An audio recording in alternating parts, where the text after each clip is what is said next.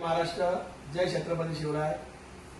आज हा व्हिडिओ बनवण्याचा उद्देश की 10वी आणि 12वीच्या विद्यार्थ्यांची परीक्षा झालेली आहे आणि आता जून आणि जुलै या महिन्यामध्ये रिझल्ट लागून ऍडमिशनची तयारी प्रत्येकाला करायला लागते।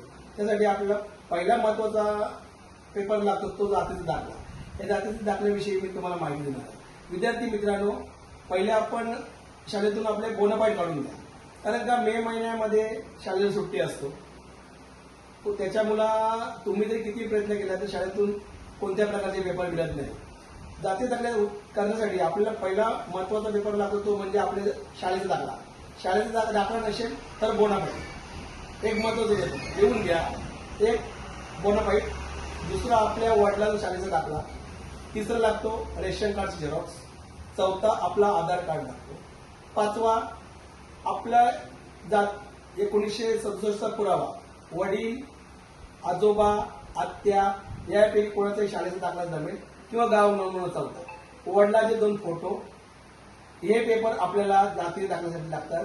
तरी कृपया आपल्याला काही मदत लागली असल्यास 9930984999 या क्रमांकावर संपर्क करा आणि कोणत्याही प्रकारचे कुणालाही 1 रुपया न देता फक्त जाती दाखल्याचा तहसील शेतू कार्यालयातून फॉर्म घेऊन या, हे पेपर जोडून द्या। आपल्याला दाखला 10 ते 15 दिवसांमध्ये मिळेल। जय हिंद, जय महाराष्ट्र।